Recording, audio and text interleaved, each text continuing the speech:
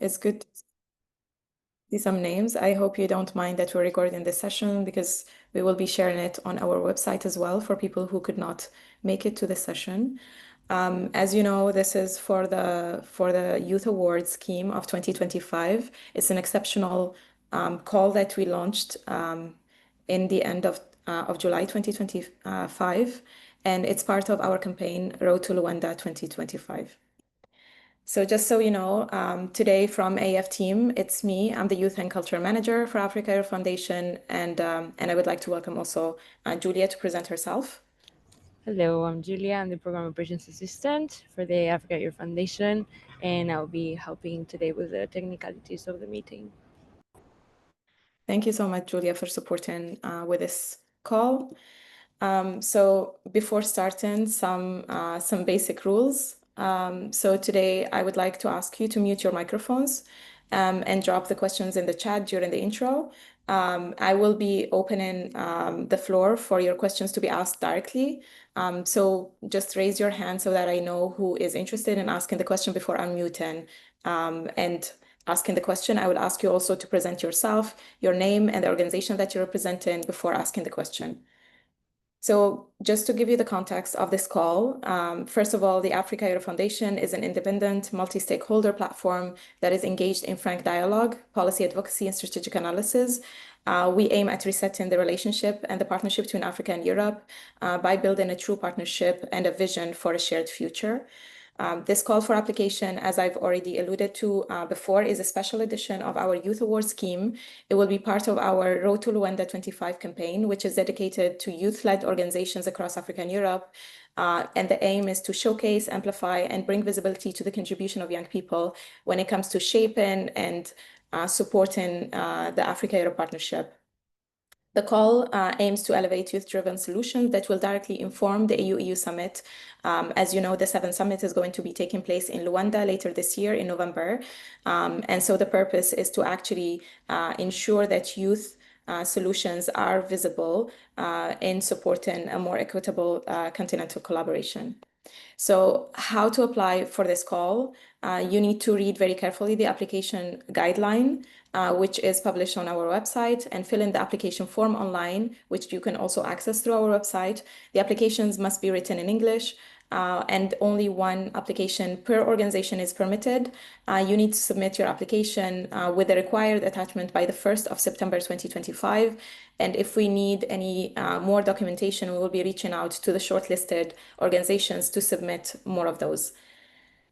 Who can apply? So since this call is mainly focused on youth-led initiatives, it will be only youth-led organizations, so organizations that are governed and managed by young people who are aged under 36, following the age for youth according to the EU and the EU, which is under 35 or equal to 35, so we put it under 36. Applicants must be legally registered in any of the member states of the EU or the EU, including the EAA and the EFTA. Natural persons are not eligible, so you have to submit the application through an organization or even a third party, but it has to be a registered institution.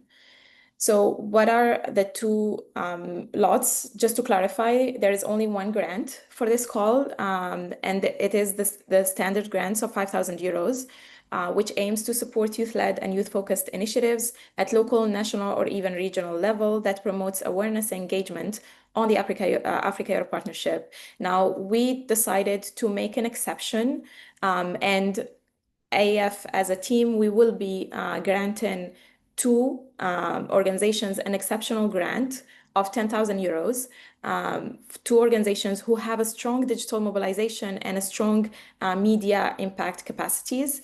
The requirement for this exceptional grant will need to have proof of outreach of at least 10,000 young people across Africa and Europe.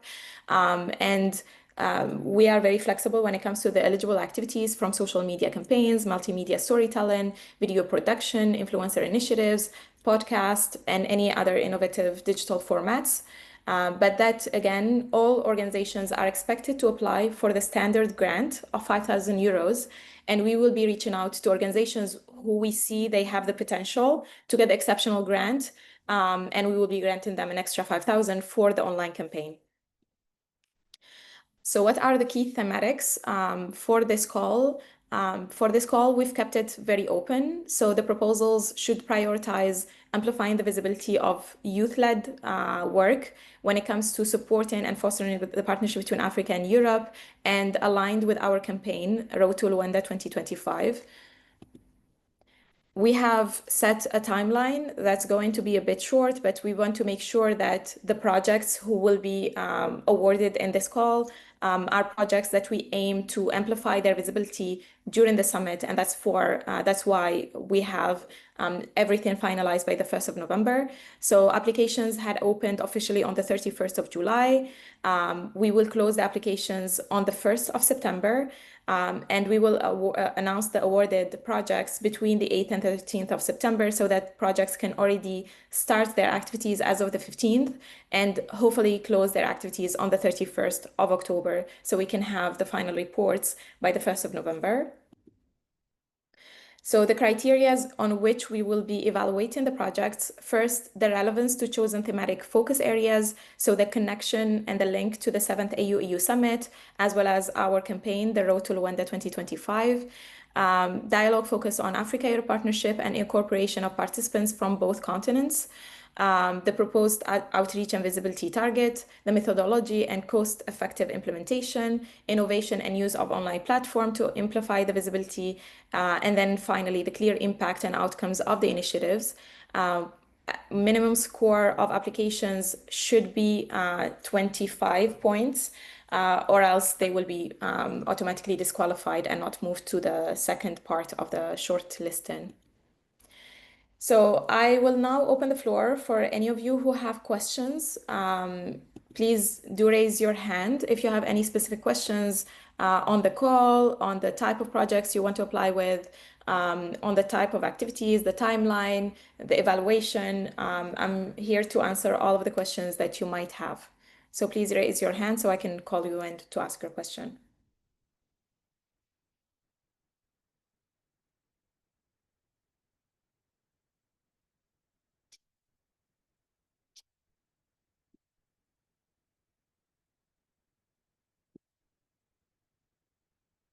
The whole point of this session is to actually ask questions. So I do hope that some of you have questions, because what I've explained is literally a summary of the guidelines. So if you have any questions or any ambiguity on the guidelines, please do share it now, because I will not be answering questions at a later stage. Yes, Ellie, please go on. Hi, good afternoon.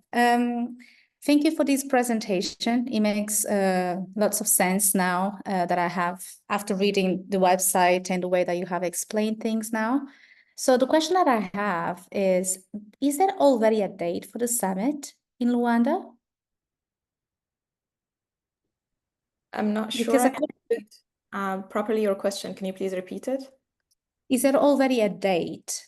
Because there will be an in-person summit in Luanda. Am I right? Yeah, there is already a date for the summit. Let me just get the exact date of the summit of Luanda. Um, Let me just uh, Okay, 24th and 25th of November. yes, and we should be having also the 22nd, 23rd, a CSO and youth forum ahead of the summit.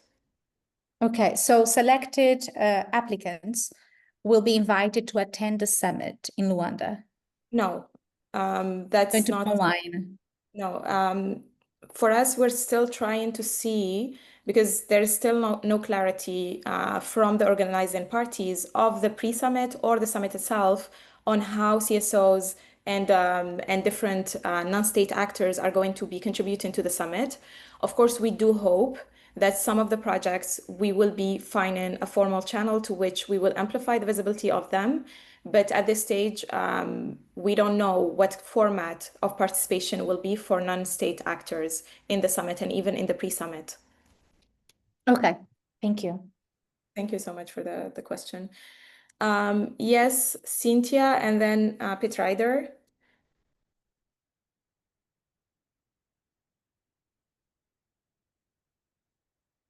Yeah, hi. My question is regarding the priorities. Could you please go back to the slide? Okay.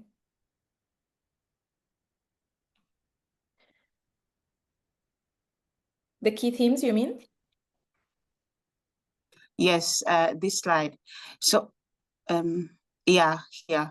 So it's really not clear to me, like, are we supposed to measure on which type of issues? Is it like infrastructure? Is it gender equality? Or is it generally Africa-Europe Foundation? Like, what exactly, like, can you pinpoint it further exactly, like, these priority themes to be more exact? Well, as you know, as stated, we kept it very vast. So Mm-hmm. any sector that is actually kind of a key sector when it comes to the partnership between Africa and Europe, it could be infrastructure, it could be oceans governance, it could be health, it could be climate, it could be food security. I mean, any sector that you do see that is actually a valuable and a key sector for the partnership between Africa and Europe could be covered through the project. The aim is that it should be like whatever project you're proposing, that it should have this also perspective from which it tackles the partnership. So not only the infrastructure issue in Africa, but maybe some projects that are between the two continents, some exchanges between the continent on the infrastructure issue, for instance. So you have the full flexibility in terms of which sector you can actually have the proposal on, but make sure that it's always around the Africa Europe and have in mind on how it could be also of an added value to the next seventh summit. I hope that Okay. answered your question. Yeah, I have another follow-up question. So, since the participants have to be like both from Africa and Europe, is it possible, because from my understanding, it's more of like an online or more digital campaign, if I may put it that way. Is it possible to kind of like give micro project grants to the participants that, for example, we select from Africa and Europe to actually facilitate them in making videos or kind of like material? Is it possible to get this granted within the grant? Just to clarify, so normally, how do we grant? And this is kind of like the financial regulation that we follow. When we award a project, only half of the grant is dispersed as the beginning. So once Mm-hmm. you've been awarded and announced, only if, let's say, you got the 5,000 standard grant, you get 2,500 at the beginning. It's up to you in the proposal. You're free to propose whatever process or methodology that you want to go on with the project and supporting young people in doing what they do. But then just keep in mind that you get only half, and you get the second half after reporting and after like making like ensuring due diligence and financial compliance with all the regulations and deliverables of the project, which means you probably would receive the second half like 15 to 1 month after you have finalized the project. So if that works with if that works with the format that you're going to propose, then yes, it is something feasible. Okay, thank you. Thank you so much. Rider? Thank you, Manal and the team for setting this up. So ideally, my questions are more around how many grants will you be granting? I'm not sure I got that clear earlier when you were presenting, apart from the 10,000 that is for special kind of group or a group that is targeting 10,000. And lastly is based on the 5,000 grant. Let's say one is working on a project in country where they are, because I feel like it's Africa to Europe Foundation. My understanding is that there will be some projects awarded from Africa and some projects awarded from Europe, or is it that you have to work with, let's say, an organization in Europe? And then you can, for instance, I can have our organization implement a project, but have impact with some representatives and representative and engagements from European countries? Or is it that my project has to mandatory work with another, let's say, European partner or European youth group and the likes? So maybe just to get a bit of clarity on that part. Thank you so much, Petraida, for the question. And indeed, so for the number of projects, since this is an exceptional call and the implementation is going to be only in 1.5 months, which is the second half of September and the month of October ahead of the summit, we will be granting 6 organizations with a standard grant of 5,000. And we will be granting 2 organizations with a 10,000 grant, the exceptional grant. I mean, ideally, that's our plan. For your second question, in terms of like the contract, normally we contract one organization. It could be an organization that is based in Africa or an organization that is based in Europe. The whole point of the organization working on the Africa-Europe partnership, it could be that beneficiaries are from both continents. It could be that let's say, let's give an example of if it's some sort of capacity building, that it includes exchange of knowledge between both the 2 continents. It could be like a shared project with some other counterparts from the other continent. Like for Africans, it's Europe, and for Europeans, it's Africa. But normally, like, we contract one organization, and we just need to see that this angle of collaboration between Africa and Europe, and hopefully that the beneficiaries are from both continents. But we do understand that that's not always the case. Any other questions? There is one question in the chat from Francis. Can you elaborate on the reach for at least 10,000 youth and evidence needed from applicants to prove that? Okay, thank you so much for clarifying that. I think in the application form, as you're going through the application, there is a question asking if you do have the resources and if you do have a community that is at least 10,000 young people on platforms. So for some organizations, they do have over 10,000 followers, let's say, on different social media platforms. They could have had beneficiaries of trainings, capacity buildings, conferences that were beyond 10,000 young people. So this is the kind of proof that we will be looking into to then analyze and evaluate whether this organization does have a big community and they can actually mobilize a big community online for us to grant them the exceptional grant. I hope that answers your question. Any other things that you think I need to clarify?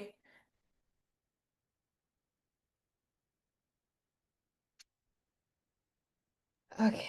I need to, sorry. Can I ask a question? Who is it? Petrina. Petraida. Yeah, go ahead. So ideally, I went through the application and I wanted to ask one more question. There's a part where you have the budgeted plan for the budget, let's say for the 5,000, and then what other sources of funding in case if it's complementary.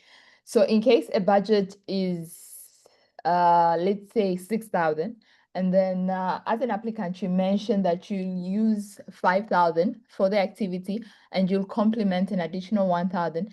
Is that allowed, or it's supposed to be showcase just the 5,000 and the other complementary can be hidden? I don't know, something or. Yeah, thank you for that question. Actually, a lot of people get confused with that. So normally, within this grant, we could grant you for like a full project that is costing 5,000. We can also like be supportive of an ongoing initiative where this 5,000 could be allocated to one of the tasks or one of the parts of the project. But when you're submitting the financial report, you need to clarify all of the different expenses. So even if it's a project that is costing not only 6,000, let's say like 30,000, and you have other partners who are on board, you should list that you have these partners are taking care of, let's say like videography, travel and accommodation for participants, any kind of other tasks. And then what will you be doing with the 5,000? We will need that for due diligence and also for the compliance with the finance department. But that is also feasible. It doesn't have to be just one project that costs 5,000. If you're already having a project that you think fits perfectly within this campaign and within this call, then you can always make sure that whatever action that you're going to use the money for is something to be implemented in this duration. So between the 15th of September and the 30th of October, and just clarify that in the financial sheet. Yes, Ellie. Hi, it's me again. So the reason I raised my hand is because I wanted to know, what if projects have a lower budget? Do they still need to ask for the 5,000? Or is it okay to ask for less than that? I mean, it is okay to ask for less, of course, and the finance department will only disperse the amount that is requested in the proposal. So if, for instance, a project is costing, let's say, like 3,500, then we will be dispersing the first half, which is 2,500, and then like when you submit the final report with all proofs of expenses, invoices, and all of that, and we find that we only owe you more 1,000, then we just send 1,000 more. It is feasible. I mean, it would be a shame because there is the budget for us to support with 5,000 euros. But if you feel like you can only use and you need only less, like let's say 4,000, 3,500, then that's still feasible. And thank you for that. Another question that I had is, so it also covers personnel costs. If you can justify it with invoices, yes. Okay. And another question. So since it's a partnership, does it mean, I didn't really understand, maybe this question was already asked, but I didn't really understand. So does it mean that the partnership has to be between two organizations in both continents? So an European organization and an African organization? It doesn't have to be about the partnership between two institutions or individuals or any of the like. It has to be just focused about the partnership between Africa and Europe, in the sense that whatever project that you are going to be implementing, it should have beneficiaries, let's say, from both continents, or it could look at a common issue that had been like kind of like a key area for the partnership between Africa and Europe. You don't have to necessarily have like a formal partnership with a counterpart from Africa or from Europe. Okay. I'm just trying to think of how to, we have lots of ideas, but then when it comes to combining a project, thinking of the partnership between Africa and Europe, given that my organization is based in Belgium, and but we are very focused on supporting countries in sub-Saharan Africa. So we do have partners over there already. However, given the language barrier, because we work mostly with Lusophone countries, how we could create something online that would benefit both of them at the same time. For example, a discussion on certain topics. So I'm just thinking out loud on this matter.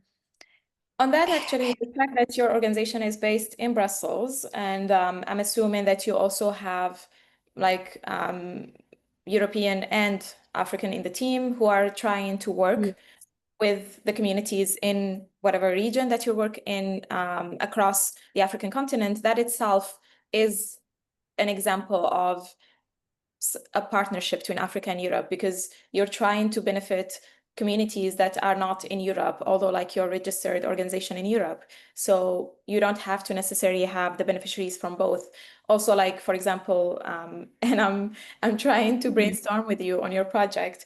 Thank you. If you also have like diaspora involved, that's also another aspect of you amplifying that, young people who identify from both continents at some point are also like contributing to the development, whether to their home countries or, to Europe. So this kind of aspect of the partnership we're looking for, not necessarily like going to institutions and having like two organizations or two countries working on the same issue.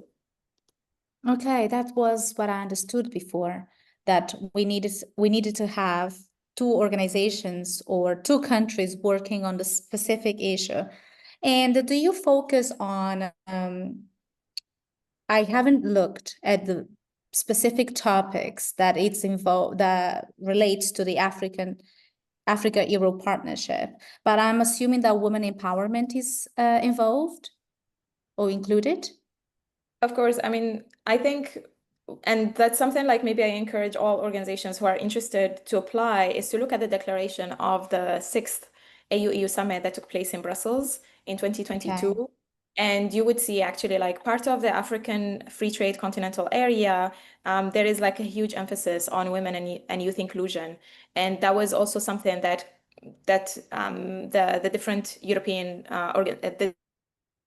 even governments with their African counterparts have been trying also to implement through different policies. So I do encourage everybody to look at the declaration, and you would have like really good clarity on some of the areas that are of focus. Also, there have been some official statements on the upcoming summit in the terms of like the thematics, and there will be a lot of focus on peace, security, and women and mobility, for instance. So among other issues as well, who are listed in those official communiques from both the African Union as well as the European Union. So it will be also good for some of you to have a look at that to maybe also get inspired. But then again, this also grant is open for efforts and initiatives that also like maybe were ongoing, where like there have been a huge support of youth across the two continents, and there was like a huge component of the Africa-Europe partnership where you can just like add another action or another kind of activity to be implemented during the duration that we've listed. Okay, and last question. Can this partnership between, for example, my organization is based in Belgium. We do have partners in different countries. We have an ongoing project, and we actually want to start a project that could have the duration of specified, but it's in two different African countries. One of them is actually Angola. So, and I wanted to know, is it okay to have not just a partnership between two regions, two countries, but also more than that? Yeah, you have the liberty to have as many partnerships as you can afford to have. Okay, that's perfect. So that increases the budget. Thank you. I mean, like we will be contracting one organization, and it's up to that organization to take the lead in the expenditure. Now, if you feel like you need to partner with other organizations to implement the projects, you have the full freedom to bring in on board as many partners as you can. And as someone who worked a lot on the youth sector, and as someone who led projects in previous instances, it's always good to bring as many projects as many partners, because it would mean more resources mobilized for your project, but also like it means more impact and more outcomes out of the project, because you could ensure that the outreach would be the different communities of all these different partners that you have. But then that's something, I just kind of command and encourage. You have the full freedom to shape your proposal as you see fit. Okay, thank you very much. You're welcome, Ellie. Any other questions from other fellows who are in the call? So there is a question from Cynthia in the chat. She asked, is there a minimum number of participants required? No, we don't have a minimum number of participants required. We haven't actually had that, no. That's not something we anticipated. And Jacqueline is also asking, when can we expect to get feedback on the qualifying participants? Well, just like it was mentioned in the presentation, so the timeline is that we will be doing the selection between the 1st and the 8th of September, and then we will be announcing somewhere around the 8th and the 13th of September 2025. So during that time, both awarded projects and non-awarded projects will hear back from us. I'm not sure that we will have the capacity to provide full feedback on all the projects, like especially the non-awarded ones, for lack of resources. But then I will try my best also to support even non-awarded organizations to understand what were the reasons for them not to be selected.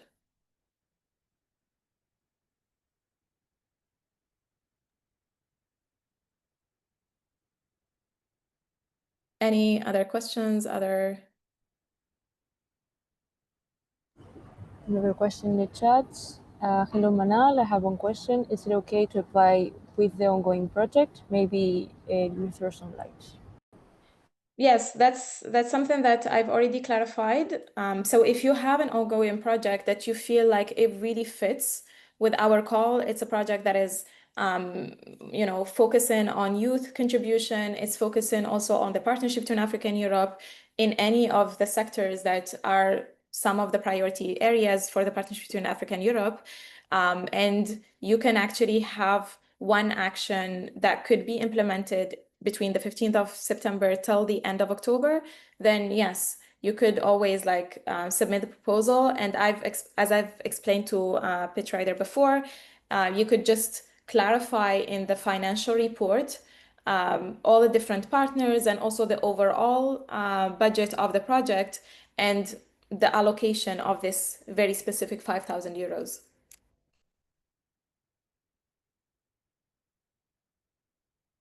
I hope that answered the question. Any other questions? Yes, Ali? Hi, again. I wanted to know, will we have access to this slide? Your presentation. We could share. I mean, to be honest, like this entire call is going to be recorded, but we can also upload this Q&A in the same website page that has the call for application with the application form and everything else you need. So that's something we can do, so we can have access to it. That's perfect. Thank you. Great. Any other questions from other fellows?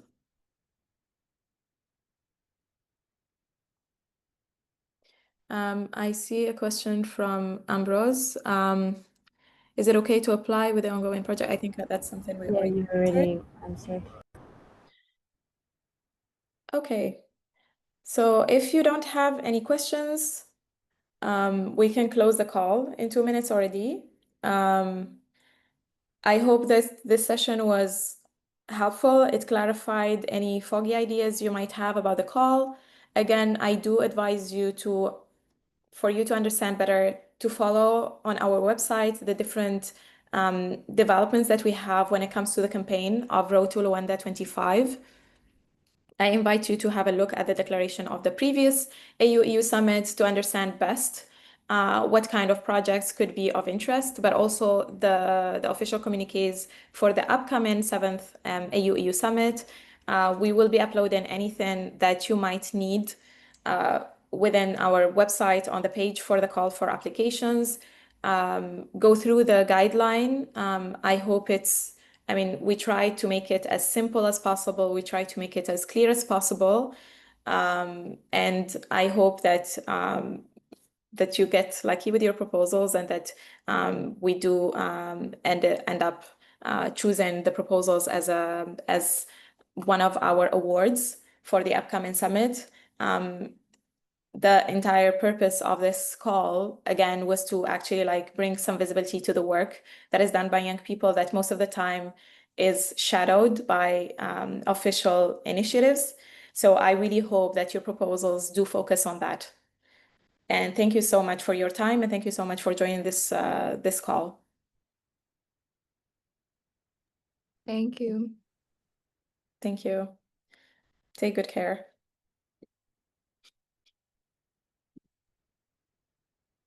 Thank you.